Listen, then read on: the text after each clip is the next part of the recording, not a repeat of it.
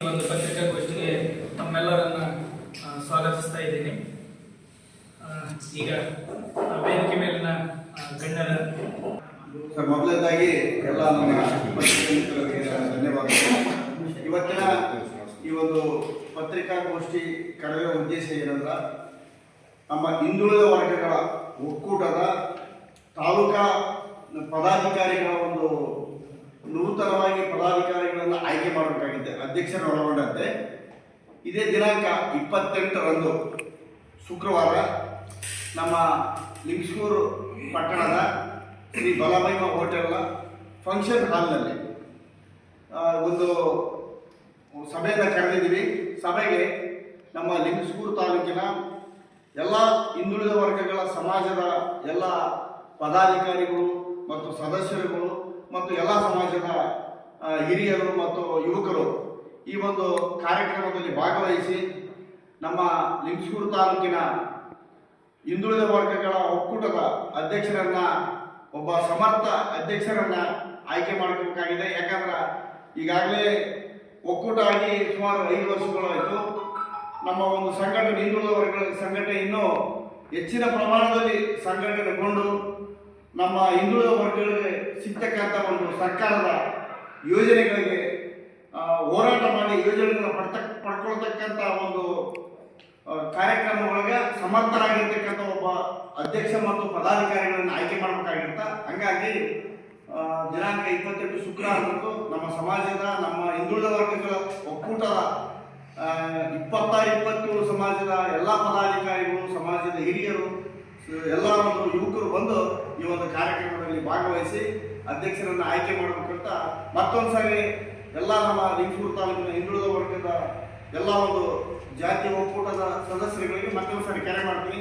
ತಾವು ಕೂಡ ತಮ್ಮ ಪತ್ರಿಕೆಗಳಲ್ಲಿ ಸರಿಯಾದ ದಿನಾಂಕ 28 ಶುಕ್ರವಾರ ಆಗುತ್ತಾ, ಸಮಯ 11 ಗಂಟೆ, ಗುಡ್ದರಾಳ ರೋಡ್ ಬಲಭೈಮ ಹೋಟೆಲ್ ಅಲ್ಲಿರ್ತಕ್ಕಂಥ ಒಂದು ಫಂಕ್ಷನ್ ಹಾಲ್ನಲ್ಲಿ ಸಭೆ ಕರೆದಿದೆ. ಸಮಾಜಗಳನ್ನು ಒಳಗೊಂಡು ತಾಲೂಕು ರಚನೆ ಇತ್ತು. ಎಲ್ಲ ತಾಲೂಕಿನಲ್ಲಿಯೂ ಬಾಡಿ ಇತ್ತು. ತಾಲೂಕ ಅವಧಿ ಪೂರ್ಣಗೊಂಡ ಇದಕ್ಕಾಗಿ ಎಲ್ಲ ತಾಲೂಕಿನಲ್ಲಿ ಪುನರ್ರಚನೆ ಆಗಿತ್ತು.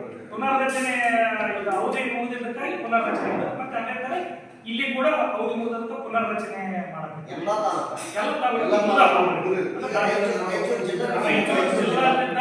ತಾಲೂಕಿನೂ ಆಗ್ಯಾವ್ರಿ. ಇನ್ನ 3 ತಾಲೂಕು ನಾನು ಕೇಳೋದು ಇದು ಜಿಲ್ಲಾ ಮಟ್ಟ ನೂತನ ಅಂತಲ್ಲ, ನೂತನ ಅಂದ್ರೆ ಈಗೇನು ಆಗಕತ್ತಿಲ್ಲ.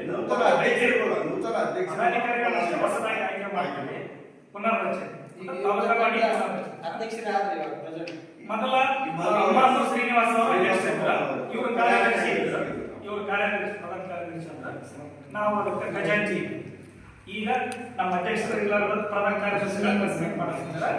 ಜೊತೆಗೆ ಈಗ ನಾವು ಮಾಧ್ಯಮ ಮಿತ್ರರಲ್ಲಿ ಇನ್ನೊಂದು ನಮ್ಮ ಹಿಂದುಳಿದ ವರ್ಗಗಳ ಒಕ್ಕೂಟದ ಒಂದು ಬೇಡಿಕೆ ಅಂತ ಅನ್ಕೊಂಡ್ರೆ ಅಥವಾ ಒತ್ತಾಯ ಅನ್ಕೊಂಡ್ರೆ, ಕರ್ನಾಟಕ ರಾಜ್ಯದಲ್ಲಿ ನಮ್ಮ ಎಲ್ಲರ ಅಂದ್ರೆ ಇಡೀ ಹಿಂದುಳಿದ ವರ್ಗದ ಧೀಮಂತ ನಾಯಕರಾದಂತ ಶ್ರೀ ಸನ್ಮಾನ್ಯ ಸಿದ್ದರಾಮಯ್ಯನವರು ಮುಖ್ಯಮಂತ್ರಿಗಳಾಗಿ 2.5 ವರ್ಷಗಳ ಕಾಲ ಮತ್ತು ಇನ್ನೂ ಒಂದು ಅವಧಿಗೆ 5 ವರ್ಷಗಳ ಕಾಲ ಒಂದು ಸುಭದ್ರ ಸರ್ಕಾರವನ್ನು ಕೊಟ್ಟಾರ. ಅವರ ಒಂದು ಅಧ್ಯಕ್ಷತೆಯಲ್ಲಿ ಅಥವಾ ಅವರ ನೇತೃತ್ವದಲ್ಲಿನೇ ಚುನಾವಣೆ ಅತಿ ಹೆಚ್ಚು ಸ್ಥಾನ ಗಳಿಸೋದಕ್ಕೆ ಕಾರಣ ಆಗ್ಯದ. ಅಂಥದ್ರಲ್ಲಿ ಈಗಾಗಲೇ ಒಂದು ರಾಜಕೀಯ ಕುತಂತ್ರದಿಂದ ಬೇರೆ ಇನ್ನೇನು ಕಾರಣಕ್ಕೂ ಅಥವಾ ಬೇರೆ ಬೇರೆ ಬಲ ಪ್ರದರ್ಶನ ಮಾಡೋದಕ್ಕೂ ಅವರನ್ನ ಮುಖ್ಯಮಂತ್ರಿ ಸ್ಥಾನದಿಂದ ಕೆಳಗಿಳಿಸೋದಕ್ಕೆ ರಾಜಕೀಯವಾಗಿ ಕುತಂತ್ರಗಳು ನಡೀತಾ ಇದ್ದಾವ.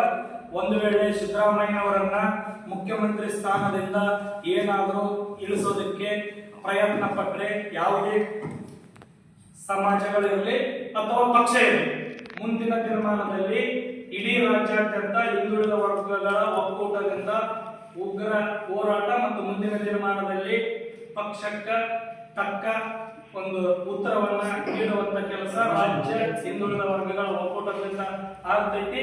ಅದರಂಗ ನಾವು ತಾಲೂಕಾ ಹಿಂದುಳಿದ ವರ್ಗಗಳ ಒಕ್ಕೂಟದಿಂದ ಸರ್ಕಾರಕ್ಕೂ ಮತ್ತು ಹಿಂದುಳಿದ ವರ್ಗದ ನಾಯಕನ ರಾಜಕೀಯವಾಗಿ ದುಡಿಯೋದ ರಾಜಕೀಯ ಎಚ್ಚರಿಕೆ ಅಂತ ನಾವೆಲ್ಲ ಹಿಂದುಳಿದ ವರ್ಗಗಳ ಒಕ್ಕೂಟದ ಪರವಾಗಿ ಇದೊಂದು ಸಂದೇಶವನ್ನು ಮಾಧ್ಯಮದವರು ಪ್ರಕಟಿಸಬೇಕು.